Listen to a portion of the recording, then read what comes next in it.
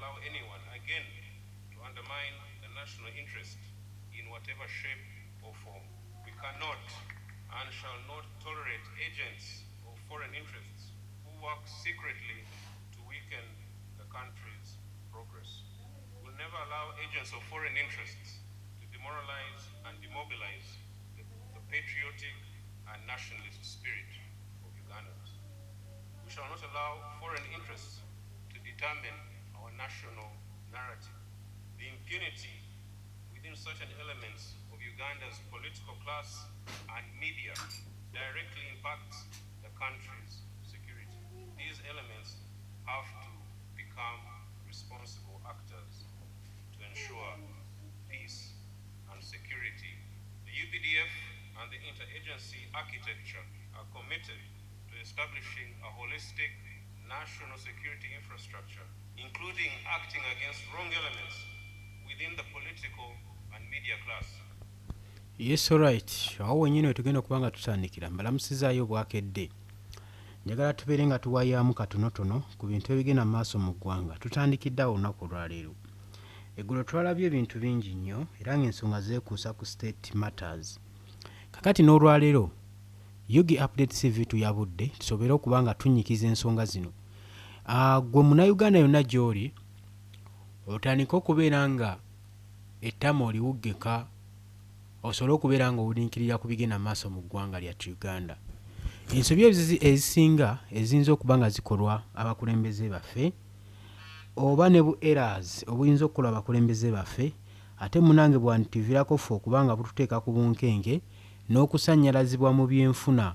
Omanyi economic depression webanga eyingidde ng'etuuse mu ggwanga ng'eggwanga lifunyemu obuzibu economic crisis.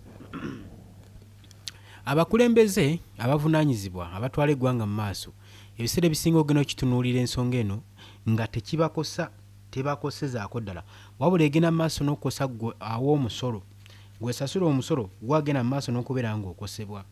So singa eggwanga Uganda economy egenda mu maaso ng'ekkirira economy nga teri stable mu ggwanga ng'eggwanga lifunyemu kye bayita economic depression.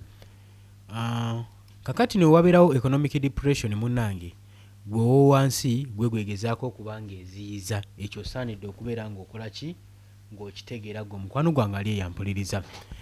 Kakati mtandise n'akatambi ka Chief of Defence Force abo mpuwadde nga bujulizi muleme kwekwasa nti bannange Yugi Update TV amawulire agajjawa ebyo yabijjeewa akatambi nkakuwadde era nga nsonze bumale nga njagala mbeere nga tuwayawayaamu ku byabula emikutu emirala tubeere nga tugenda buziba tubeere nga tusosonkola gwe munnayuganda nga tonnakyamuukirira nnyo njagala otegeere ensonga ki gy'okyamuukirirako njagala otegeere kikutwalawa ye wa ebikwatirako banyi mubeereyo nga mugamba those are state matters they are not tackling on me tebinkwatako we mutyo emubeera nga mugamba ensonga tezinkwatako naye eggwanga lino kati ndowooza emirembe gyakyuse bannayuganda bazibusa amaaso bannansi bazibusa amaaso nti mmwe mukola eggwanga so bano si bano abakwata mmundu si bano abagenda maaso n'okwefuula nti no babaga amateeka nti bebefuula eggwanga nti lisi ggwanga gw'omuntu wa bulijjo tugenza okukisuula nga 99% gwakola eggwanga gwasasula omusolo. Singa okera ku makya n'ova mu ggwanga lino gavumenti ejja kubeera nga kyenyumirizaamu kubeera na ggwanga. Gavumenti eyenyumirizangako kubeera na bizimbe era nebirecognizinganga eggwanga ekyo tekiriiyo.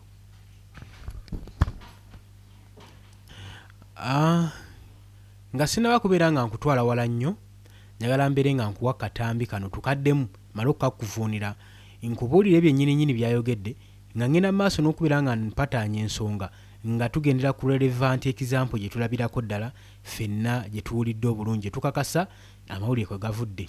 Oli ku Yugi Update TV kosinziro banga otuwuliriza gwatana twegatako kirya wansi waliwo ekigambo subscribe kikoneko obeere nga otwegatako. Kakati njagala tuwulirize n'obwegendereza nga ngenda maaso n'okuba nga nzivuunula ekiwandiiko kino ekisomeddwa Muhoozi Kayine Lugaba kuba naye abadde akisoma busomi. nange kamngende maaso n'okubeera nga nkibasomera tukivunula bulungi tukiteeke mu lulimi lwetutegeera obulungi ate tukisaabuukulule tusobole okubeera nga tukivuga buziba nnyo gwe mukwano gwange ali eyampuliriza. Lwaki tugenda kuba nga tukola ekintu ekityo? Tugenda kuba nga tukola ekintu ekyo olw'ensonga nti bingi ebyokwogerako. Bw'anajja mu comment section jangu gwe yeetegese okusharinga kuba information nkulu y'amaanyi sharinga. Gwe nawe watanatweyungako nkutegeeza nti ekigambo subscribe waliwo ekiri kikooneko obeere nga okyeggwaddako obeere nga otweyungako. Kakati abali emitala w'amayanja mu diaspora tegeeza mu abali Qatar, Oman, Dubai, Saudi Arabia, UK, USA mwena munamba tumiddeko nnyo mwebale kwekuumira ku mayingo gano aga Yugi Update TV. Kakati nno tusonze tugenda kubeera nga tukatandika gwe mukwano gwange aliyo ampuliriza. Tugenda kubeera nga tukola ki nga tukatandika. Njagala owulirize n'obwegendereza gwe yenna ali ku Yugi Update TV. We will never allow anyone again to undermine. Wuliriza gwe mukwano gwange statement eno ngenda kuba nga nzivunavunulamu mpola mpola tusobole okubeera nga tweyongerayo.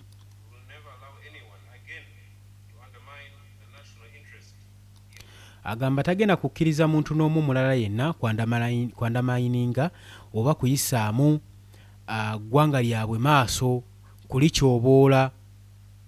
Tagenda kukkiriza. Wuliriza.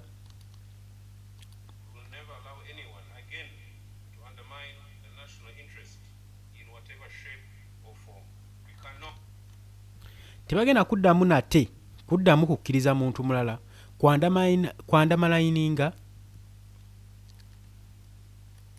national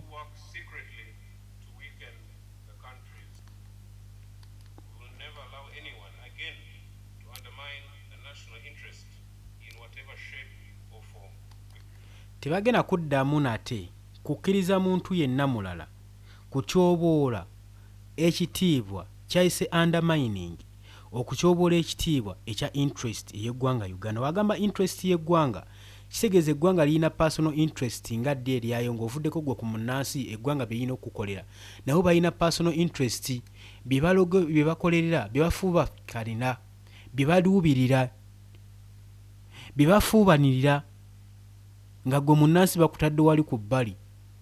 Ekyo osaanidde okubeera ng'okimanya oleme kwetwalanga ggwe nti ggwanga gavumenti ekolerera ggwe ng'olina omumanya nti gavumenti yakuvaako dda kuba buli nsonga zonna munnansi zagenda maaso n'okukola zonna zirabikamu akabonero ak'okwandamayininga eggwanga mu sheepu yonna gy'onooba oggiddemu. Muhoozi Kainerugaba agenze mu maaso n'okuba nga akulabula. Tukyeyongerayo. Wuliriza.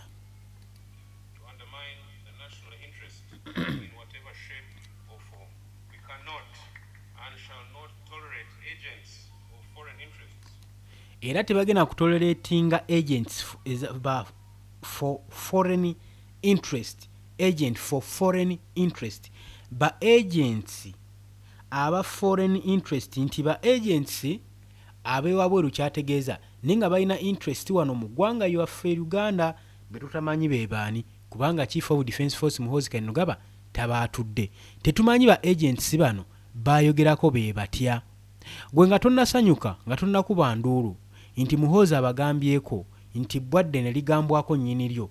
Njagala owetegereze otegeere ensonga ki gyayimiriddeko ate what is the reason behind his statement. Ekyo kyenjagala oyimirireko ekigendererwa kye kiri ki ye lwaki bataddewo eno embeera.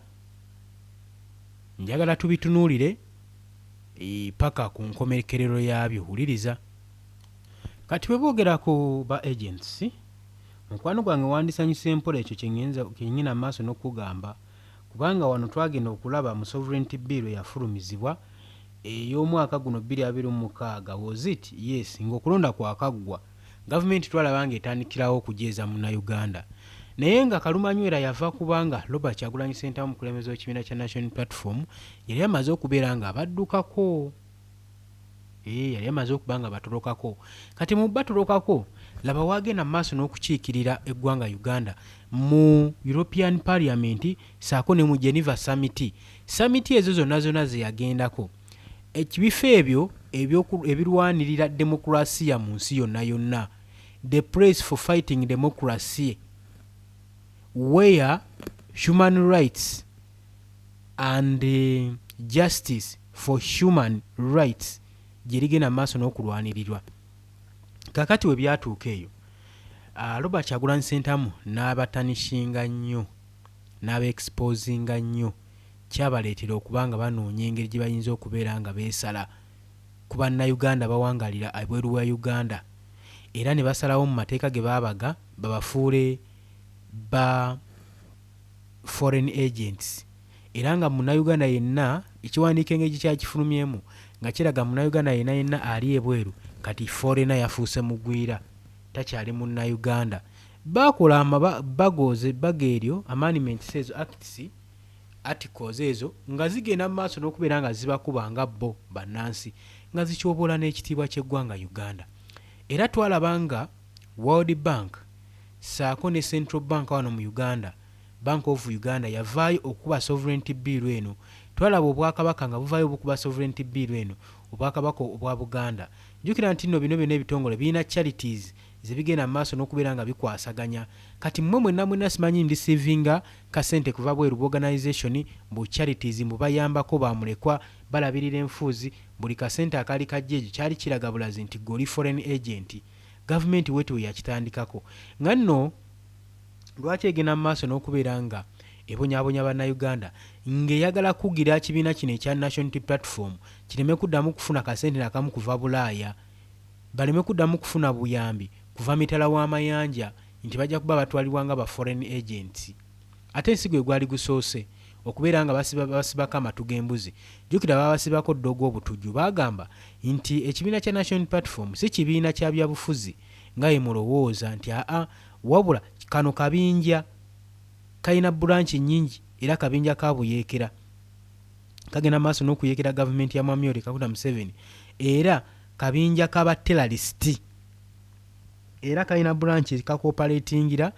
Era Muhoozi Kainerugaba tujjukira statement gye yakola mu mwaka ogwa 2025 ng'agamba kano just kabinja k'abaterrorist akalina branches mu Tanzania, mu Kenya, era kagenda maaso n'okutraininga abatujju bagezeeko okubeera nga bakola obutujju ku bannayuganda.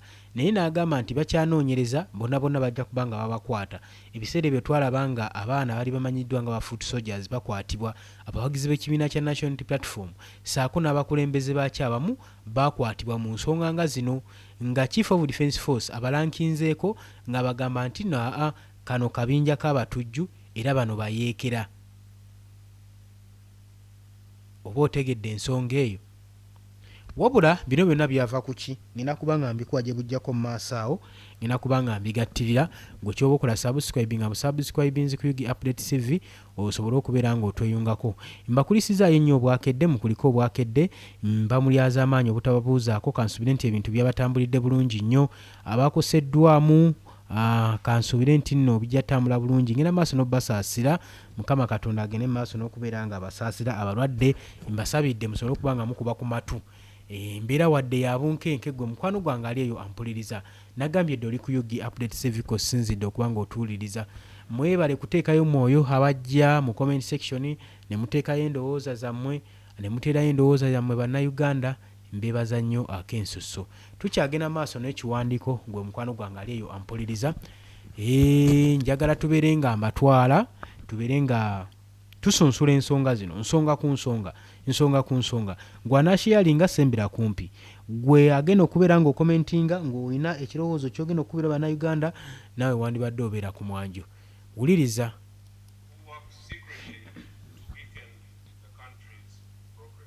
Agamba ba foreign agents abakola mu ngeri eri secretive, mu ngeri ey'ekyama ey'okunafuya eggwanga, mwebali babamanyi era babalaba era tebagenda baganya. Babagamba UPDF tegenda kuwa muntu n'omu mwaganya. Kakati mwe ba TikToker, ba YouTuber, baki mbasaasidde lubakeeredde. Omukulu agambye anti jjukira ennaku zino bataddewo operation, ate nga Mwami Yoweri Kaguta Museveni we yali alayira yagamba nti nno kino ekisanja no sleep mulina okuba nga mukiwuliramu. Kakati operation erumbye egobye bumale, erimwe ba content creator, erimwe ba YouTubers, erimwe ba TikTokers, mwewe nabo najjukira sovereignty bill yali ejja yabalaga nga muli ba foreign agents. Era mu ngeri eri secretive bagamba muhoozi agamba mubadde mutanishinga eggwanga mu ngeri eri secretive so tebagenda bbawa mwaganya tebagenda baganya ate takomye kulabula mmwe mwekka wabula ne foreign powers nazo agenze maaso n'ozirabula. Omulamwa gwaffe gutambulira ku kyolwaleero ngenda kubanga ngubagamba katusooke tumalirizeyo article eno n'oluvannyuma tugenda kubeera nga tusumulula tubeere nga tweyongerayo gwe mukwano gwange ali eyo ampuliriza wuliriza. Will never allow agents of foreign interests to demoralize and demobilize the patriotic and nationalist spirit. Nti bagenda kuganya foreign powers okudemoralizinga saako n'okumobilizinga emyoyo gy'eggwanga emito okutanishinga ekitiibwa eky'eggwanga nga Uganda ekivudde ewala. Ono ayogera bino ye Muhoozi Kainerugaba Chief of Defence Force era nga mutabani w'omukulembeze Mwami Yoweri Kaguta Museveni era naye eno kamwa koogera entebe y'obukulembeze agyegwanyiza ddala nnyo era tuzze tulaba ng'akola trials ezisinga obungi era okumanya obukulembeze abwagala yatandikawo nadda kye bayita ekibiina ekya Patriotic League Uganda. Yatandikawo ekibiina kya Patriotic League Uganda nga kiyamaani waakyo okusobola okugenda maaso n'okubalaga nti no yeenyigidde ebyobufuzi era mu mutegeere nti naye alamuza ku ntebe y'obukulembeze. Twalaba nga ali atandisewo ne mobilization tour mwaka gwali gwa 2024 ebyo byonna twabiraba twabibalaga wano ku Yugi Update TV. Kaakati olwedde ekyo kyokka kyali kimenya mateeka kyali kitatana ssemateeka waffe ng'eggwanga Uganda era kinyagala obategeeza bannayuganda mu batamanyi mateeka Muhoozi talina kyakola ssaawa zino nga kitambulira mu mateeka okuggyako national security issues. Ensonga zonna ezeekuusa ku byobufuzi ali mu bumenyi bw'amateeka era gwe naasobola omusuuwinga nze nkubbiddeko bannamateeka amateeka mugasomera bwereere tegabagasizza temuneemuyambidde eggwanga lyammwe. Ssemateeka eyabakibwa mu mwaka ogwa 2025 mu 1995 alagira UPDF nga institution okuba nga tebalina kwenyigira mu patriotic we mu nsonga zonna ez'ebyobufuzi mu ggwanga Uganda. Balina kubeera bannani partisan tebalina kwenyigira mu byabufuzi wabula oyo yenna aweebwa omwaganya okwenyigira mu byobufuzi wuliriza kano kakulu nnyo alina okuba nga amaze okulizayininga kitegeeza bwe kuteekawo uniform n'olekulira n'oyabula n'ogamba ekiva ekyo nkisuddewo n'oba nga ofuuse citizenship n'oba nga ofuuse civilian awo then amateeka we gakuweerwa omwaganya okusobola okulaba nga okola ki nga weenyigira mu byobufuzi. Kakati Muhoozi Kainerugaba ye ng'ali mu ccepe ye mu kombati ye agamba nti ye Chief of Defence Force ate era ye chairman w'ekibiina kya Patriotic League Uganda ekibiina ky'ebyobufuzi ate era nga ne gye buvuddeko juzi. Omanyi obuzibu obuli mu kumenya amateeka, omanyi obuzibu obuli mu kukwata constitution, engeri gye kitawaanyizaamu eggwanga lyaffe Uganda, engeri gye kituzizaamu emabega. Njagala owulirize gwe mukwano gwange ali eyo n'ebizibu bye tulina kati ssaawa zino bye tuweera ennemba nabyo biva mu kuba nti no Uganda twawa abantu ab'omululu omwaganya okukwata mu constitution ge mateeka agabagibwa eggwanga okuba nga litambulira ku pillars eggwanga lye zirina okutambuzibwamu era nga abamu ku members abagabaga abamu babeera ba cabinet ministers be batuula bannamateeka abatuula ku nsonga eno okusobola okuba nga babaga amateeka gano naye singa amateeka gano tegakwatibwa bulungi tegakwatibwa ng'ekyatika gatandika okujaajaamizibwa munnayuganda oli matigga kino kkiriza nkugambe nga wooli matigga otya nti okuva ssemateeka yakwatibwamu bannayuganda batwalibwa ng'ekyonzeera babalaga nti buli kimu kisoboka gye bali era buli kimu basobola okukikola gye bali era tebabawa kitiibwa nga bannansi. Gavumenti ebakolako experiment zonna zeyagala obbakolako buli gavumenti yeyagala okukola ekikoze wansi kasita bakola ekisooka ne balaba nga kifulufiirinze ne batandika n'okugobereza bye bali bayagadde. Gavumenti eno twebuuza ali yagaddeko eggwanga lyayo eggwanga nga Uganda bannayuganda erina kyebaagaliza oba yeyagaliza yokka webanga eyagala eggwanga lino then ino kimanya era ino ekitegera n'okiteeka mu nkola n'okiricognizinga nti kyeyita eggwanga be bannayuganda. Bannayuganda ly'eggwanga lyayaayaanira, gavumenti eyaayaanira eggwanga lino, naye bantu be bakola eggwanga lino balina okuyaayaanira. Okiwulidde ekintu ekyo? Kugambye oli ku Yugi Update Civic osinzira obba ng'otuwuliriza. Kakati ssemateeka okuva eyakwatibwamu kati omukulu ali mumenyi bw'amateeka, kyokka naye ate awadde order nti bagende maaso n'okubeera nga banoonya amateeka agayinza okujja leader of opposition mu parliament, era kati bye bibonoobono bye tugenda mu maaso n'okuwera ennemba nabyo mu parliament. Kukwata mu ssemateeka, nawulidde nti mu DRC bagenda kukwata mu ssemateeka Fresh Sekidi abeere nga akwata ekisanja ekyokusatu. Tetubagaana ku saidi yamwe kiyinza okuba nga kiri okke, neffe gye twasembayo okukola wano twakiraba. Uganda ng'ewera ennembye ne ssemateeka okukwatibwamu. Ebizibu bye tufunye kamaala tetuyinza na birowoozaako ebisinga. Yerowooza sirandaze nnyo. Oli ku Yugi Update Civic osinzira obba ng'otuwuliriza. Kakati njagala okuzaayo ekwatiko yaffe tumaye nga tugimalirizaayo ng'omukwano gwange ampuliriza. Oli ku Yugi Update Civic osinzira obba ng'otuwuliriza, sharinga, likinga. Wuliriza. Yes, wuliriza. We shall not allow foreign interests to determine our national narrative. The impunity within certain elements of Uganda's political class and media directly impacts the country's security. Kakati yagambye nti tetugenda kukkiriza bikolwa ng'ebyo eby'okutyoboola eddembe lya Uganda n'ekitiibwa kyaffe development n'oteekawo impunity saako n'okukozesa media okubeera nga mutiisatiisa nga mutanishinga security y'eggwanga Uganda. Simanyi waaki beetooloolera nnyo nsonga zonna, waaki beetooloolera nnyo ku nsonga ya security. Kimu bibiri, tetugenda baganya security yaffe kola ki ebya security byammwe mwe muyina okubeera nga mukonsidalinga security mu ggwanga Uganda. Era y'ensonga waaki UPDF erikonganizingibwa mu parliament ng'ejje eryasayininga okuba nga likuuma eggwanga Uganda n'ebyayo, naye akawaayiro wadde mwakamenya nti mulina sigala nga muli nyuto, ekyo mwakyerabira.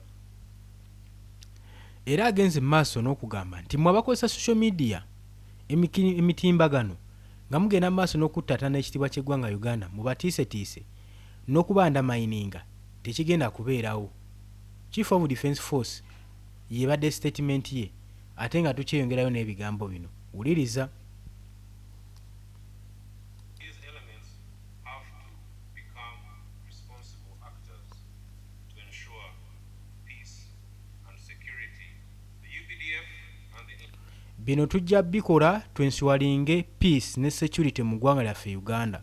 Olw'okubanga ebikolwa bibadde mugenda maaso n'okukolebwa mubadde bifuuse akita nnyo okuviolentinga eddembe n'enkulaakulana saako n'okuttatana ekitiibwa ky'eggwanga Uganda. interagency architecture are committed to establishing a holistic national security infrastructure, including acting against wrong elements within the political and media class. Era nayogererako ng'agamba bagenda kutumbula security infrastructures saako n'okumonalizinga amagye. Bino nno yabyogedde nga bagenda maaso wali we babadde bagenda maaso n'okuba nga bakuza omukolo ogw'okulikulutinga amagye abaana abaamala mu academy. Kigambibwa nti amagye agawera mu 1,000 gagenze maaso n'okulikulutingibwa okuteekebwa mu magye gasobole okubeera nga geeyunga ku security y'eggwanga Uganda. Kadde Muhoozi eyo gye yasinidde okuba nga ayogera ebigambo nga bino, era yakkaatiriza nnyo sovereignty.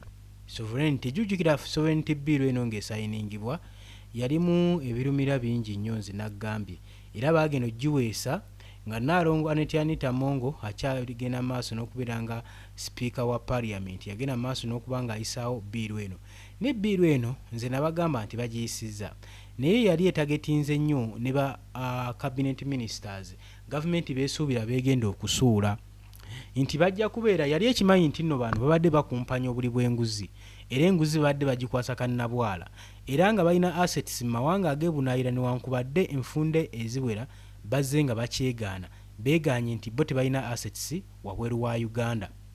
Naye kyenjagala otegeere bino byonna owuliriza bino byonna bigenda okukolebwa gavumenti yali emanyi era Nnaalongo Anita Among ensobi gye baamukozesa bagye yakola kwe kusayininga etteeka lino erya sovereignty bill okuyisibwawo ku parliament kubanga baali balitegetegedde bo nga bo nti banaamala obbafunza eno bamale amaanyi bajja sigala nga bamaanyi singa bana tebabafunziza bweru kati okusirwa assets sente zo okuyingiza currency zo okuva mu ggwanga eryewabweru olina sooka wa minisita omulaga obungi bwa sente bw'oyingiza mu ggwanga Uganda oba sente meka z'oreceiving so etteeka lino baalikola abasinga balowooza litagetinzewo opposition yekka newankubadde baalikolera Robert Kyagulanyi Ssentamu tujjukire bulungi nnyo Odongo Otonga akola statement yagamba nti nasomye mu sovereignty bill eno naye ekyamazima beerabidde bwerabizi kuteeka mu linnya lya Robert Kyagulanyi Ssentamu kubanga bill yonna gwe bagikoledde oba okitegedde ekintu ekyo so bo balina personal interest zaabwe bagenda okubaga etteeka lino nga bali bazenga shield engabo ey'okuba protectinga so mwalimu n'akawaayiro akali akazito ennyo nga kagamba abo bonna abanaabeera nga bakolera companies ez'obweru bajja kuba bafuuse ba foreign agent nga mmwe aba TikTok aba Twitter aba YouTube mwenna mwali kigambibwa nti mukolera muli ba foreign agents abakolera in a secretive way okutanishinga ekitiibwa ne integrity dignity of the Uganda nga Chief of Defence Force wabiwatanyizza nyongera okujjukiza nno gwe mukwano gwange ali eyo kyoli ku Yugi Update Civic Sinzo bango otuuliriza point endala enkulu gyakonyeeko yeyokubeera nga agamba tagenda kukkiriza foreign powers ku interferinga security issues zaabwe ensonga zaabwe tugabakkiriza tuyingirira tumalira development ebyenkulaakulana byaffe eby'eggwanga Uganda era nga kigambibwa nti engeri enkulaakulana y'eggwanga Uganda yeemalirira era ggwanga lyetwala so tebagenda kubeera nga ba interferinga our integrity ebyo byasuyogeddwa mu Hosken Mugaba Chief of Defence Force waki yakoze statement ng'eyo gwe mukwano gwange ali yampuliriza kati nno ensonga kwe yeetoyaga omulama gw'olwaleero nti ensonga eyo be yagyogeredde amawanga gano ag'ebweru wabagamba nti tagenda kukkiriza ga interferinge bano abasajja singa teba interferinga mbukulembeze bwaffe Munnayuganda ogenda kujeezebwa nnyo nze nkubuulira olaba luli badde bakuyisanga ekyokuttale nga basajja bano bakulingiriza weebali era nga tebalinamu nakatya oba oli balinamu akatya akatono naye kaakati singa bavaawo nga tebakya interferinga byonna ebigenda maaso ne bikwasaganyiza mu governing ya Uganda ngolooza Munnayuganda agenda kuddawa ate bano be bantu be bamu wobagamba nno teba interferinga kitegeezo bagenda kustopinga n'obuyambi badde bakuwa be basinga okuba nga bafujjirira obuyambi bw'eggwanga Uganda n'olwo oluguudo lutusasula buli lunaku 5,000 ya Entebbe Express olugambibwa okuba nga lwayibwako obutitimbe n'obutitimbe bw'ensimbi obwa Uganda era mu nsi yonna lwe luguudo olusinga okuba olw'ebbeeyi sente ezo ziwolebwa bwewolebwa mu mawanga kati gwe Munnayuganda ogenda mu maaso n'ozisasula tetumanyi myaka emeka gy'ogenda kukoma naye buli woyitako oba olina osasulira oluguudo olwo kati bino byonna twebuuza sente ezo zaalagawa era zaakola ki ebyo n'ebibuuzo olina okubyebuuza wammanga gwe omukwano gwange ali yampuliriza tukyagenda mu maaso kakati amawanga gano gagenda kutunuulira ensonga eno era gagikkaatirizeeko ey'okubanga Chief of Defence Force agambye nti amawanga foreign powers they should not interfere with our personal interests ng'eggwanga kakati statement eno wemala okuyisibwa etattana integrity ne diplomatic ties wakati w'eggwanga Uganda n'amawanga amalala kyokka zino statement azoogedde nga yakajje abeere nga asinkana nga aleeta aircraft empya mu UPDF era ng'akwataganye n'abamawanga ag'ebunaayira okunyweza security issues wano mu ggwanga Uganda katosobola kubanga be bantu be bamba okwatagana nabo ate n'omala n'obawoninga n'obalabula n'obagamba nti mumanyi kino weekiti ne weekiti ne weekiti tugenda kuba nga tubawamwaganya. So ensonga ng'eyo eyongera okubeera ng'ettattana ekitiibwa eky'eggwanga Uganda.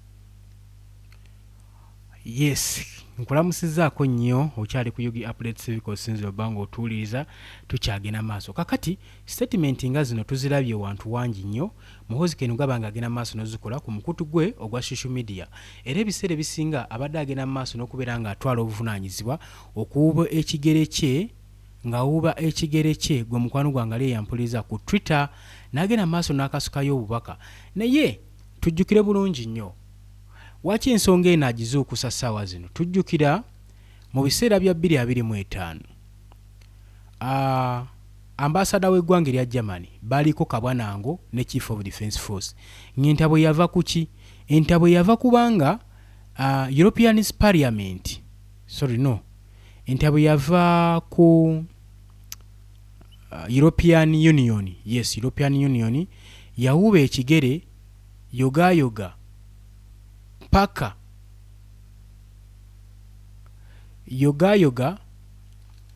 ku kitebe ekya National Unity Platform.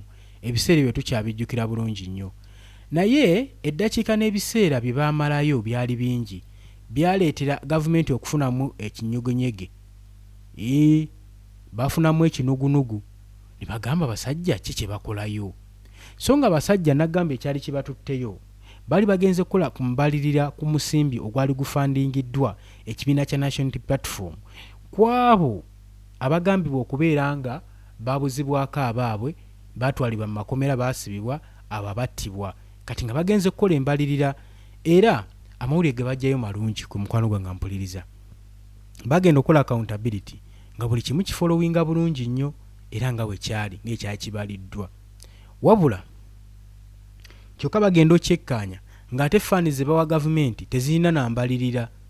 Accountability yagaana yabula. Kakati accountability weebula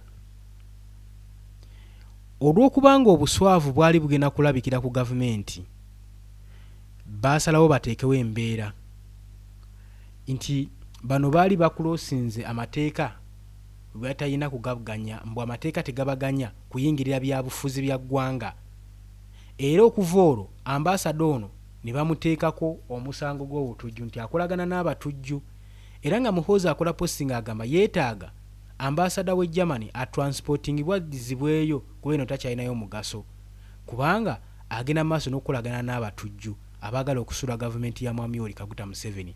Ezo statement tuzijjukira bulungi nnyo, oba nze nzekka azijjukira. N'oluvannyuma yatandika okwewaana nga wagenda okuba nga amukwata. Wabula ambasada naddukira ewa Sali Musale muggulu, ensonga ezo ne bazoogeramu. Era zaatuuka ne ku kitebe mu ggwanga erya Germany. Eggwanga erya Germany ne ligamba nti tetubimanyiiko, musajja waffe bamusibako matugambuzi kumuliisango. Wabula nga ye Muhoozi agamba nti ekibiina kya National Unity Platform si kibiina kya byabufuzi. Abo kabinja k'abatujju akawangaalira Makerere Kavule, wabula kalina ne branch mawanga amalala, naye tukyazinoonyerezaako, tujja kumala tumukwate. Embiranye okuttattana ekitiibwa ky'eggwanga eri abakulembeze mugufudde mugano. Neffe nga bwe mulwanirira nti eggwanga Uganda mulyagale nga nammwe mutunuulira ebikolwa bigenda mu maaso n'okukola ku ggwanga lyammwe. Njagala nkulage nti Robert Kyagulanyi Ssentamu okugenda ebweru kyabakosa nnyo, era byemu ku byewawaayirira. Bino byonna statements bagenda mu maaso n'okukola basinzirira ku nsonga eyo. Njagala nkulage ambasada w'eggwanga Uganda mu Bulasio saako ne Kahindo Tafire nga bagenda mu maaso n'okwogera ku nsonga zino wammanga. Akatambi kano akafuluma nkuzzaayo emabega nga kujjukize, n'oluvannyuma jangu mu comment section ombuulire gwe ensonga ki ky'olowooza. Kano nkakuteerako lwa nsonga kali nkinga ku kigenda mu maaso ku Chief of Defence Force kyasomye. Bwe kuba nga kuttattana kitiibwa, bano be baasooka okkittattana eky'eggwanga Uganda. Njagala owulirize n'oluvannyuma.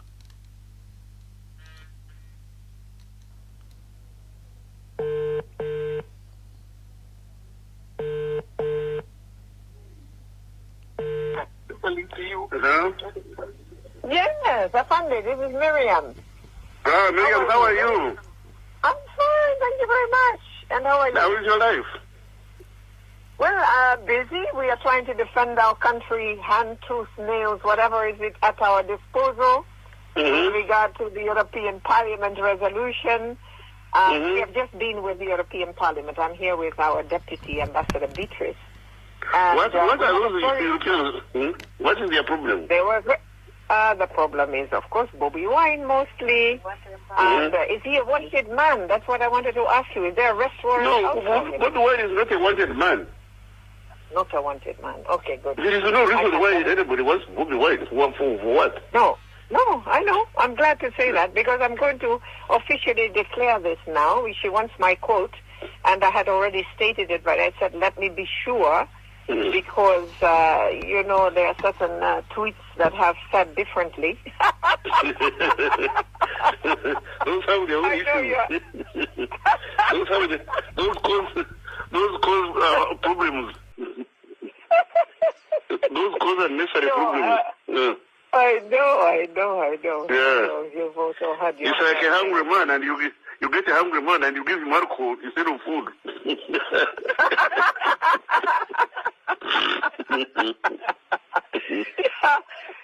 No, we had a fantastic meeting, and if we can declare this now, she will announce it to the other European parliamentarians. Okay. Yeah, to say that this is indeed the case. So I will send her that message, and that is it. No, we are doing well, I think, with the European Parliament. It's Bobby Wine is always causing us a lot of problems because he has a lot of influence around the European Parliament, and that is not good. Actually, it's not Bobby Wine, it's the tweets. Because you see, the tweets prove what Bobby Wine is alleging. I know. Yeah. Honorable, you are entirely correct. We have every day have to fight this. Every day. We are the ones getting to answer for it. Right. Because you say they are accused somebody of eating dog. And then you say, do you know how tasty it is? Well, I don't eat dog.